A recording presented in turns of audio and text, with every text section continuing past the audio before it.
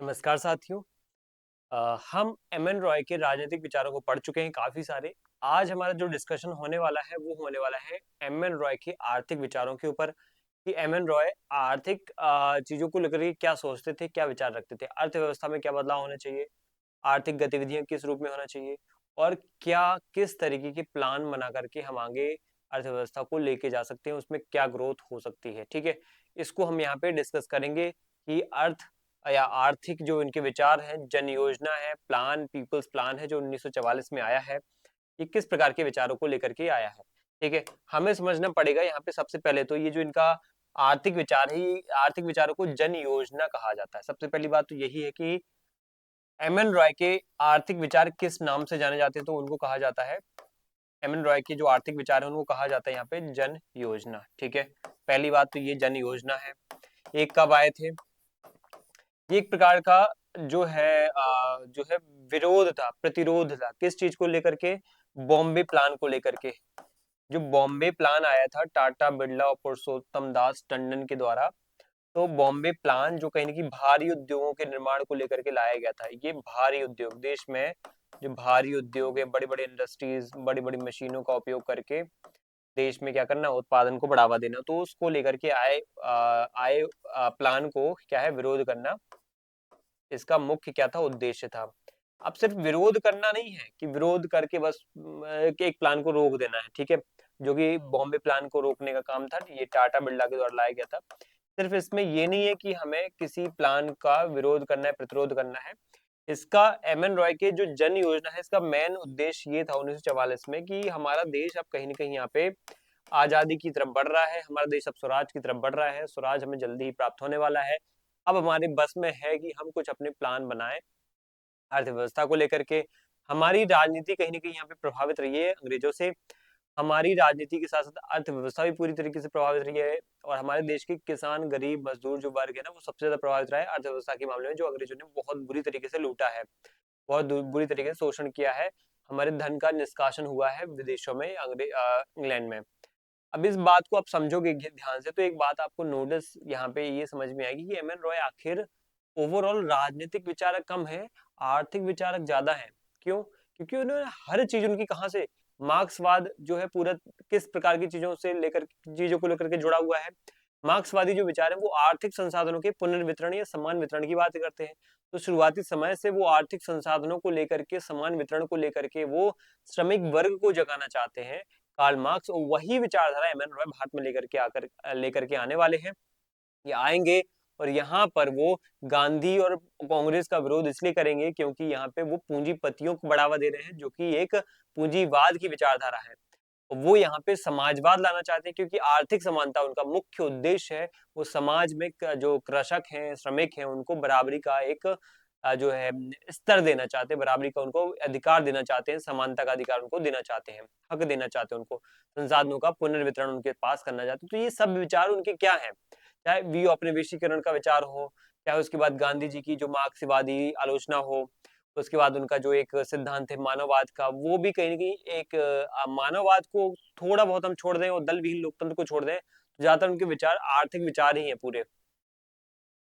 तो जन योजना के माध्यम से वो क्या करते हैं, अंतिम रूप से वो क्या करते हैं कि जो भी व्यवस्था यहाँ पे आर्थिक रूप से बनाई जा रही है, अब वो आर्थिक व्यवस्था कैसी होनी चाहिए, कृषक केंद्रित, क्योंकि भारत एक क्या है, कृषि प्रधान देश है, श्रमिक तो उतने ज्यादा नहीं है, तो कृषि प्रधान देश होने की वजह से यहाँ पे कृषक केंद्रित एक प्लान होना चाहिए जिसमें फायदा किसको हो, जिसमें लाभ किसको हो, यहाँ पे कुटीर गांव के कुटीर उद्योगों को, ठीक है, गांव के कुटीर उद्योगों को, साथ में यहाँ पे कृषकों को, साथ में यहाँ पे जो श्रमिक हैं, ठीक है, कृषकों को, साथ में यहाँ पे, ठीक है, साथ में यहाँ पे इसका जन योजना का लाभ किसको होना चाहिए, जन योजना का लाभ कृषकों को, श्रमिकों को, ठीक है, कृषकों बोल देंगे, श्रमिकों बोल देंगे, ठीक है, श्रमिकों को होना चाहिए। उसके बाद हम यहाँ पे एक बात और बोलेंगे कि इस योजना से आखिर हम जो कुटीर उद्योगों पे ध्यान देने वाले हैं, तो क्या वो ग्रामीण संस्कृति आधारित कुटीर उद्योग है, जो गांधी जी बोल रहे थे, नहीं, वो ग्रामीण संस्कृति आधारित कुटीर उद्योग नहीं, वो बस उनका पैमाना, उनका स्तर होगा छोटा, लेकिन वो स्तर जरूर उनका छोटा होगा उद्योगों का, तो उद्योग भारी उद्योगों की बात नहीं करते, वो लघु उद्योगों की बात करते हैं, वो घरों में उद्योग चलने की बात करते हैं, जिससे हमारा हर एक श्रमिक वर्ग, हमारे एक छोटे से छोटा गरीब व्यक्ति भी सशक्त हो सके, स्किलफुल हो सके, इसलिए क्योंकि वो मजबूती चाहते हैं, वो हर व्यक्ति की मजबूती चाहते हैं, हर व्यक्ति का स्तर बढ़ाना चाहते हैं। तो इसलिए चाहे वो कहीं पे भी रहे, ग्रामीण आर्थिक व्यवस्था में रहे या शहरी आर्थिक व्यवस्था में रहे, वो यहाँ पे एक लोकल लेवल पे छोटे छोटे मध्यम स्तर के या लघु स्तर के या सूक्ष्म स्तर के उद्योगों को क्या करे, शुरुआत करे। तो जन योजना का मुख्य उद्देश्य यहाँ पे ऐसे उद्योगों का निर्माण करना था, भारी उद्योगों का निर्माण नहीं करना था, जो कि बॉम्बे प्लान में टाटा बिरला और पुरुषोत्तम दास टंडन जैसे लोग लेके आते हैं। चलिए अब इसको हम डिटेल में समझते हैं पीपल्स प्लान को। यहाँ पे सबसे पहले तो ये पीपल्स प्लान 1944 में आया था। कौन लेके आया था? यहाँ पे एम.एन. रॉय लेके आए थे। इससे मुख्य रूप से कृषि आधारित व्यवस्था, उपभोक्ता वस्तुओं का उत्पादन करना था। यहाँ पे इसका मुख्य रूप से बॉम्बे प्लान यानी जो टाटा बिरला का प्लान था उसकी आलोचना करना था, क्योंकि ये पूंजीवादी चीजों पर झुकाव ज्यादा था। क्यों झुकाव था? क्योंकि भारी उद्योगों पर बल देना था। ठीक है, भारी उद्योगों जिसमें मशीनीकरण ज्यादा होता है, जिसमें लोगों का यहाँ पे शोषण ज्यादा होता है, जिसमें ज्यादा देश के आर्थिक संसाधनों का दोहन ज्यादा होता है। ठीक है, साथ में ये पता है क्या कहते हैं? ये कहते हैं कि जमींदारों की बात भी इन्होंने की। जैसे पूंजीपति बड़े अमीर वर्ग तो है ही, जमींदारों की जमीन छीन करके उनको बिना कोई मुआवजा दिए सरकार को क्या करना चाहिए? वो जमीन कृषकों में बांट देना चाहिए समान रूप से। वो यहाँ पे उनसे सहकारी कृषि को बढ़ावा देना चाहिए, नॉर्मल कृषि नहीं। ऐसे में तो वो किसान ही आगे जाकर के अपनी अपनी जमीनों को क्या कर लेंगे, ये हमारी जमीन है, ये हमारी जमीन है, तो निजीकरण की भावना को ज्यादा बढ़ावा मिलेगा। सरकार जमींदारों से जमीन छीने और पूरी जमीन पे खुद सरकार नियंत्रण रखे, कंट्रोल, ओनरशिप किसके पास होगी, स्वामित्व किसके पास होगा? सरकारी नहीं, सरकार के पास होगा। और वहां पे किसानों के पास एक मौका होगा कि वो सरकार की उस जमीन पर क्या करें, सहकारी रूप से कृषि करें।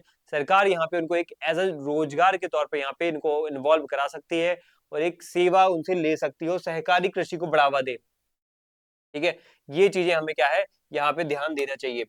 कृषि में भी एक रोजगार वाली, सरकारी रोजगार वाली प्रवृत्ति को यहाँ पे हम देख सकते हैं, ये बात है। एम.एन. रॉय केवल एक राजनीतिक दार्शनिक नहीं थे, बल्कि उन्होंने स्वतंत्र भारत को मेनली अर्थव्यवस्था कैसी होनी चाहिए इसको ज्यादा उन्होंने अच्छे समझाया है।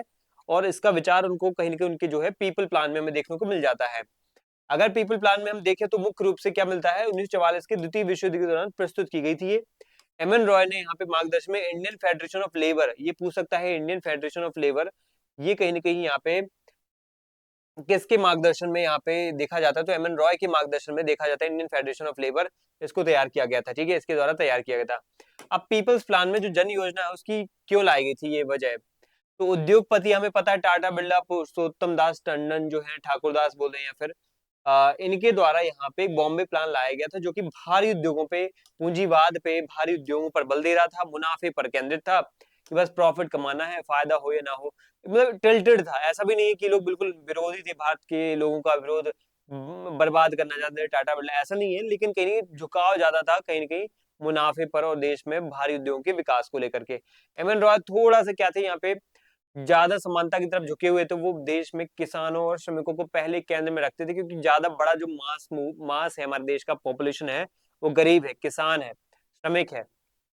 उनको केंद्र में रख करके विकास को मौका, विकास की रूपरेखा तय करनी चाहिए।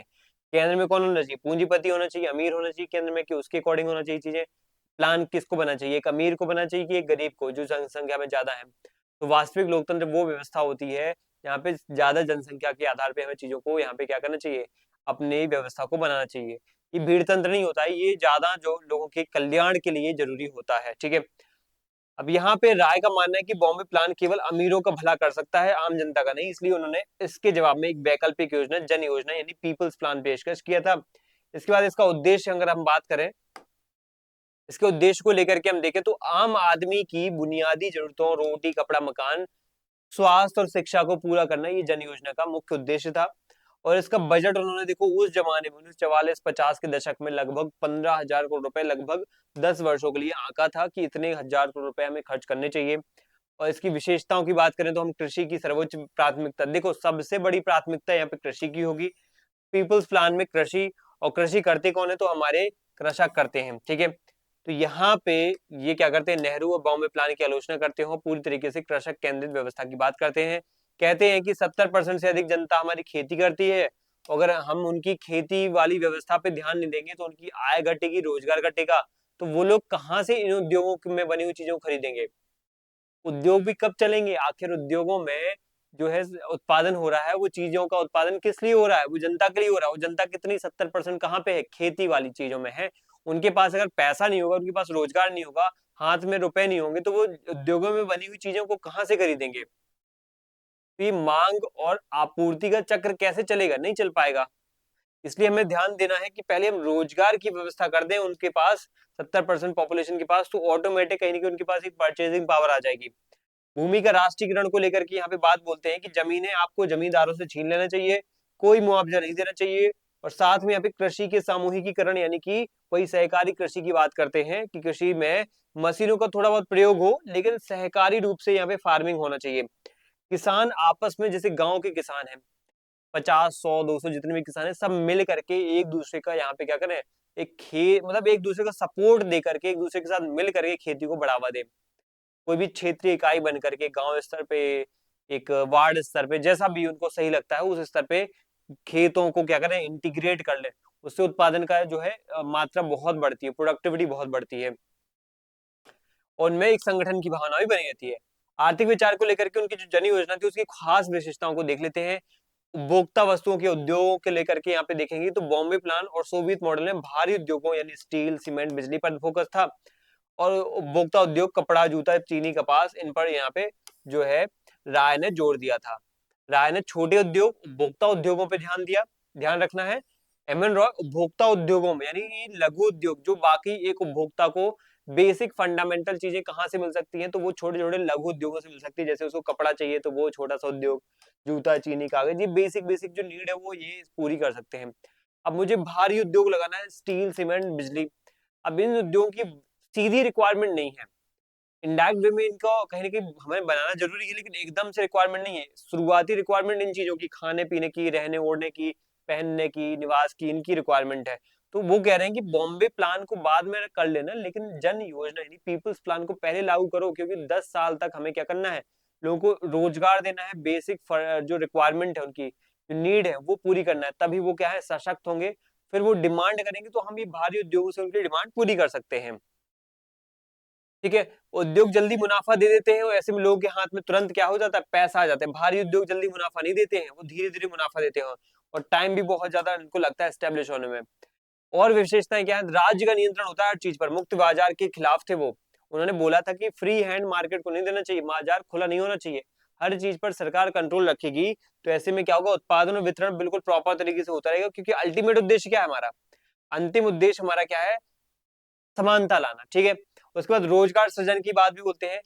कृषि और छोटे उद्योगों पर जोर था, इसलिए उन्होंने योजना में भारी मशीनीकरण की जगह रोजगार बढ़ाने वाली चीजों पर फोकस किया है, कि भारी मशीनें लाने से कोई एकदम से लोगों की ना तो एक नीड पूरी होगी, ना तो उनके हाथ में पैसा आएगा। बड़ी बड़ी मशीनें, भारी भारी उद्योग लगाने की बजाय आप क्या करो, छोटे छोटे स्तर पे क्या करो, रोजगार बढ़ाने की कोशिश करो। उनको छोटे छोटे यहाँ पे क्या है, उद्यम स्टार्ट करने का, इंटरप्राइजेस शुरू करने का, स्टार्टअप शुरू करने का ऐसा मौका दो। तो देखो, स्टार्टअप वाली चीजें वो कब बोल रहे हैं, मतलब बहुत पहले बोल रहे हैं। ठीक है, तो ये होती है व्यवस्था। क्या, देखो, एक स्टार्टअप वाले उद्योग होते हैं, होते भारी उद्योग, बड़ी बड़ी इंडस्ट्रीज को खोल लेना, सीमेंट इंडस्ट्री, ठीक है, स्टील स्टील प्लांट वगैरह, ये बहुत बड़े अरबपति लोग ओपन कर सकते हैं, लेकिन स्टार्टअप एक गरीब व्यक्ति भी छोटे से सीड फंड से शुरू कर सकता है। तो आज हमारी जो सरकार है स्टार्टअप वगैरह की जो ये चीजें लेके आ रही है, कहाँ ये विचार जो है एमन रॉय जैसे लोग पहले ही दे चुके हैं, कि शुरुआती स्तर पे छोटे छोटे उद्योग को बढ़ावा दो, उद्यमों को बढ़ावा दो। ओवरऑल अब हम एक बेसिक टर्मिनोलॉजी को लेकर के एक डिफरेंस क्रिएट करेंगे, कि हाँ, शब्दावलियों में क्या एक डिफरेंस देखने को मिलता है। अगर हम मैं बॉम्बे प्लान की बात करूं, एक जन योजना की बात करूं, दोनों योजनाएं आपके सामने लिखी हैं, दोनों में क्या डिफरेंस है। जन योजना एक बॉम्बे प्लान है कि एक जन योजना, बॉम्बे प्लान एक पीपल्स प्लान। बॉम्बे प्लान जो टाटा बिरला का है, और ये एम एन रॉय का जन योजना। ठीक है, बेसिक बात, ये पूंजीवाद की तरफ झुका हुआ है, ये समाजवाद या मार्क्सवाद की तरफ झुका हुआ है। प्राथमिकता यहाँ पे भारी उद्योगों को है। अब देखो, समाजवाद की तरफ पूरी तरीके से नहीं झुका हुआ है, ऐसा भी नहीं बोलेंगे कि अब अभी समाजवादी विचारों को ज्यादा महत्व दे रहे हैं। समाजवाद का मतलब यहाँ पे ये है कि वो समाज में जो है समानता वाले मूल्यों को बोल रहे हैं, इसलिए वो समाजवाद लिखा है। प्रॉपर ऐसे समाजवाद की विचारधारा को लेकर के वो अब बाद के समय में कहीं ना कहीं यहाँ पे क्या हो जाते हैं, न्यूट्रल हो जाते हैं, तटस्थ हो जाते हैं। ठीक है, ज्यादा झुकाव नहीं रहता है। इसको लेकर के साथ में भारी उद्योगों को प्राथमिकता तो देते ही है, यहाँ पे वो कृषि और उपभोक्ता वस्तुओं वाले उद्योगों को प्राथमिकता देते हैं जो तुरंत रूप से रोजगार दुनिया को जनता को दे सकते हैं। लाभार्थी यहाँ पे उद्योगपति और शहरी वर्ग होंगे, यहाँ पे किसान, मजदूर और आम जनता, बहुत बड़ी मासेस जो है, बड़ी हमारे देश की जो पॉपुलेशन है 70% जनसंख्या हमारे देश की इससे लाभान्वित होगी, तो देश फिर तरक्की करेगा। ये होती है तरक्की का तरीका। उद्देश्य यहाँ पे उत्पादन को बढ़ाना है, सिर्फ उत्पादन बढ़ना चाहिए, यहाँ पे उत्पादन नहीं है, यहाँ पे वितरण डिस्ट्रीब्यूशन को सुधारना मुख्य उद्देश्य है। तो ये हमारे यहाँ पे जो है एम एन रॉय के विचार पूर्ण होते हैं आर्थिक। अब हम कुछ तथ्य पढ़ेंगे एम एन रॉय के जो हमारे एग्जाम पॉइंट ऑफ व्यू से बहुत महत्वपूर्ण है। पहली बात तो अगर एम एन रॉय के बारे में पूछा जाए कि एम एन रॉय थे कौन आखिर, तो एम एन रॉय एक भारतीय है जो एक प्रकार से समाजवाद की तरफ झुके हुए हैं। अगर हम शुरुआती स्तर पर देखें तो वो राष्ट्रवादी हैं, क्रांतिकारी हैं, सशस्त्र विद्रोह को बढ़ावा देते हैं, लेकिन समय के साथ वो कहीं ना कहीं यहाँ पे मैक्सिको, अमेरिका और रूस जाकर के क्या है लेनिन के संपर्क में आते हैं, स्टालिन के संपर्क में आते हैं, ट्राटस्की के संपर्क में आते हैं। ये ट्राटस्की ये भी रूस में समाजवादी मार्क्सवादी विचारक है, साम्यवादी विचारक हैं, लेकिन ये क्रांति को लेकर के थोड़ा सा मतभेद रखते हैं कि क्रांति जो है रूसी क्रांति जैसी क्रांति है, साम्यवादी क्रांति दुनिया के हर एक क्षेत्र में होना चाहिए, लेकिन स्टालिन ऐसा नहीं चाहते थे, तो इनको मरवा दिया जाता है ट्राटस्की को। तो स्टालिन चाहते थे कि क्रांति रूस में ही होना चाहिए ऐसी, और रूस को ही मजबूत बनना चाहिए। अगर हर एक देश क्रांति रूस जैसी कर लेगा तो हर एक देश रूस को फिर टक्कर देगा, तो वो रूस में ही क्रांति को सीमित रखना चाहते थे, लेकिन ये ट्राटस्की दुनिया में साम्यवादी क्रांति चाहते थे, तो इसलिए थोड़ा सा इनका अलग है। बाकी प्रभाव पर तीनों का पड़ा है। 1940 में कांग्रेस के अध्यक्ष पद को लेकर के इन्होंने चुनाव भी लड़ा था, ये भी बात आपको एग्जाम में पूछी जा सकती है। तो वो किसके खिलाफ लड़े थे? मौलाना आजाद के खिलाफ, लेकिन हार गए थे। मौलाना आजाद जीत गए थे कांग्रेस के अध्यक्ष पद का चुनाव। द्वितीय विश्व युद्ध के बाद यहाँ पे इन्होंने कहीं ना कहीं यहाँ पे क्या किया था, फांसीवाद के विरुद्ध अंतर्राष्ट्रीय गृह युद्ध कहा, और अंग्रेजों का समर्थन इस मामले में कर देते हैं, क्योंकि राष्ट्रवादी यहाँ पे नाराज भी इनसे हो जाते हैं। हुआ ये था कि राष्ट्रवादी खुद से शुरुआती समय में, लेकिन समय के साथ जब इन्होंने देखा राष्ट्रवाद की विचारधारा हिटलर जैसे लोगों को यहाँ पे पैदा कर देती है, अति राष्ट्रवाद की विचारधारा, अति राष्ट्र प्रेम की विचारधारा मुसोलिनी जैसे यहाँ पे फांसीवादी लोगों को पैदा कर देती है, जो कि यहाँ पे बहुत ही घटिया किस्म की व्यवस्था है, जो कि लोगों की अत्याचार, लोगों के जो है खून से यहाँ पे क्या है सराबोर है, और लोगों की यहाँ पे जो है जान लेकर के ही क्या है अंतिम स्थिति में जाती है। तो सर्वनाश, मानवता का यहाँ पे खात्मा करने वाली व्यवस्था कहीं ना कहीं सही नहीं है। अगर इसके खिलाफ हमें लड़ना पड़े तो हम लड़ेंगे, अगर अंग्रेज लड़ रहे हैं तो हमें उनका सहयोग करना चाहिए। ये बात यहाँ पे मनोरा ने बोली थी। बहुत सारे लोग इनसे नाराज भी होते हैं, लेकिन इनका केंद्र क्या था? केंद्रीय मूल यहाँ पे आखिर मानव की रक्षा, मानवता की रक्षा है, और जो हिटलर कर रहा है वो मानवता की रक्षा तो बिल्कुल भी नहीं है, लोगों को गैस चैम्बर में डाल करके मरवा रहा है। ठीक है, कविराज सुदीप्त ने एक बात बोली है, राय शायद आधुनिक भारत के सबसे अकेले और गलत समझे जाने वाले विचारक थे। इनको हर एंगल में गलत समझ लिया गया, लेकिन कितने एडवांस विचार हैं, कई मामलों में लोगों की वास्तविकता में पोल खोलते हैं। गांधी जी जैसे विचारक जो हर समय कहीं ना कहीं बहुत सटीक, सही और बेस्ट दिखते हैं ना, उनकी भी कई मामलों में उन्होंने पोल खोल के रख दी, जो कई सारे विचारक नहीं कर पाए। लेकिन एम एन रॉय को यहाँ पे हर एस्पेक्ट में गलत समझा गया। वो यहाँ पे शायद अच्छे से परिभाषित नहीं कर पाया, अच्छे से उसको प्रचार प्रसार नहीं कर पाया विचारों को, लेकिन वो कहीं ना कहीं बहुत डेप्थ में, गहराई में अलग तरीके से सोच रहे हैं। तो सुदीप्त कविराज उनको कहीं ना कहीं इस तरीके से बोलते हैं। वैज्ञानिक राजनीति को लेकर के उन्होंने जो है शब्द प्रयोग किया गया है, तो ये वाला बात आपको बहुत अच्छे से याद होना चाहिए। वैज्ञानिक राजनीति वाली बात सबसे पहले किसने यूज की है? तो वो एम एन रॉय ने की है। विश्लेषण को लेकर के अगर हम बात करें तो एम एन रॉय ने धर्म यानी शुरुआती चरण था इनका जो है, इससे शुरू करके नास्तिकता यानी चरण 2, उसके बाद है नैतिक मानवता यानी चरण 4। ठीक है, चरण 3 में क्या है? चरण 3 में वो मार्क्सवादी हैं क्योंकि नास्तिक हैं, और चरण 2 में भी कहीं ना कहीं वो नास्तिकता वाला प्रभाव है, क्योंकि अमेरिका, मैक्सिको, उसके बाद रूस और चीन वगैरह के मेन क्षेत्र में वो नास्तिक रहेंगे। यहाँ पे आपको पता होना चाहिए लास्ट में वो नैतिक मानवतावादी हो जाते हैं। और यहाँ पे भी मानवतावादी मतलब ये नहीं धर्म के प्रभाव में आ गए, मानवतावादी यानी मानव सेवा ही उनका परम धर्म है, मानव केंद्रित विचार ही उनके परम धर्म को अब बढ़ा रहे हैं। राज्य पर क्या विचार है उनके? तो पहले वो कम्युनिज्म, देखो ये विचारों को लेकर के बदलाव लिखे हुए हैं। ठीक है, कि शुरुआत में वो देखो धर्म को लेकर के कैसे थे, फिर बाद में कैसे हो जाते हैं, फिर बाद में अंतिम रूप से कैसे वो नैतिक मानवतावादी हो जाते हैं। राज्य को लेकर के क्या विचार है? तो राज्य को लेकर के पहले वो कम्युनिस्ट राज्य की कहीं की मजबूत सरकार की सोचते हैं, फिर बाद में राज्य को कम से कम यानी मिनिमल स्टेट बनाने की बात करते हैं, क्योंकि व्यक्ति मैटर करता है, मानव इंसान जरूरी है, मानव केंद्रित व्यवस्था जरूरी है। मानव केंद्रित व्यवस्था तभी अच्छे से काम कर पाती है जब राज्य की क्या होती है, अनुपस्थिति होती है। इसलिए राज्य को कम से कम रखना चाहिए, मिनिमल रखना चाहिए, ठीक है। गांधी जी से सबसे बड़ी बात यहाँ पे रहती है, गांधी जी को लेकर के बहुत ज्यादा इनका क्या है, जो है आलोचना के भाव निकल के इनके सामने आते हैं। ये बहुत ज्यादा आलोचना करते हैं। गांधी के आने से पहले वे वो उग्रवादी थे भारतीय राजनीति में, 1905 से लेकर के 1915-16 तक। उसके बाद वो गांधी जी के कट्टर आलोचक भी बन जाते हैं, ठीक है। गांधी जी के आसपास जब वो पॉलिटिक्स कर रहे थे रूस में, चीन में, तो गांधी जी को जो देखते हैं, कांग्रेस को देखते हैं, तो उनके खिलाफ वो क्या है, उनकी आलोचना भी करते हैं। उनकी मार्क्सवादी आलोचना की आपने पढ़ाई भी होगी, कहीं हृदय परिवर्तन की बात करते हैं कि पूंजीपतियों के हृदय परिवर्तन और श्रमिकों को अहिंसा का पाठ पढ़ा रहे हैं और श्रमिकों को संघर्ष करने से रोक रहे हैं। तो इस मामले में क्रिटिसाइज करते हैं वो। चौथे चरण में यहाँ पे गांधी जी के विकेंद्रीकरण और पार्टी रहित राजनीति के करीब आ गए। और हालांकि आधार इनका अलग था, गांधी का आधार धर्म था, लेकिन राज्य राय का जो है यहाँ पे विज्ञान था। देखो दोनों में कई सारी समानताएं भी हैं, ऐसा भी नहीं है। हमने पढ़ा ना कि दोनों कुटीर उद्योग, लघु उद्योग की बात करेंगे, दोनों अर्थव्यवस्था में जो है भारतीय जो गरीब वर्ग है, किसान वर्ग है, जो बहुत ही निचले तबके का वर्ग है, उसको यहाँ पे लाभ देने की बात करते हैं। लेकिन दोनों के तरीके अलग हैं, ठीक है, दोनों के तरीके अलग हैं। दोनों यहाँ पे, कोई यहाँ पे आदर्श राज राम राज्य के माध्यम से करवाना चाहता है, कोई यहाँ पर ग्रामीण यहाँ पे ये क्या करना चाहता है, जन समितियों के माध्यम से, जन योजनाओं के माध्यम से यहाँ पे गरीबों तक उनका लाभ पहुंचाना चाहता है, ठीक है। इसके बाद हमारा जो है एम एन रॉय वाला टॉपिक खत्म होता है। अंतिम एक लाइन हम पढ़ेंगे सिर्फ एम एन रॉय की, ये है कि एम एन रॉय जो है एक ऐसे विचारक है जिन्होंने सत्ता यानी पावर को कभी नहीं बल्कि विचार को चुना है। उन्होंने कभी भी ऐसी कोई पद पे जाने की कोई ऐसी लालसा नहीं थी, वरना वो मैक्सिको में ही सफल क्रांति करवा करके वहां के कोई बड़े नेता बन सकते थे। अपनी ही पार्टी रेडिकल डेमोक्रेटिक पार्टी को उसका भी क्या है, वो खात्मा या भंग कर देते हैं, क्योंकि उनके विचार क्या थे, मुझे दल विहीन व्यवस्था चाहिए, दल विहीन व्यवस्था के लिए पार्टियों को खत्म करना पड़ेगा। तो सबसे पहले शुरुआत उन्होंने अपनी पार्टी को ही खत्म करके शुरुआत की थी, और पार्टी व्यवस्था लोकतंत्र को मार रही है। उनका मानना ये था कि नव मानववाद आज के दौर का दलगत राजनीति को, गिरावट को समझने के लिए अत्यंत प्रासंगिक है। इसलिए नव मानववाद क्या है, जहां मानव को केंद्र में रखा जाता है। अगर मानव का विकास हो रहा है तो देश का विकास होगा और लोकतंत्र सफल होगा। लेकिन पार्टियां जब होती हैं तो पार्टियां होने से मानव केंद्र में नहीं रहता है, पार्टियां केंद्र में रहती हैं। इसलिए हर चीज उनकी लिंक है।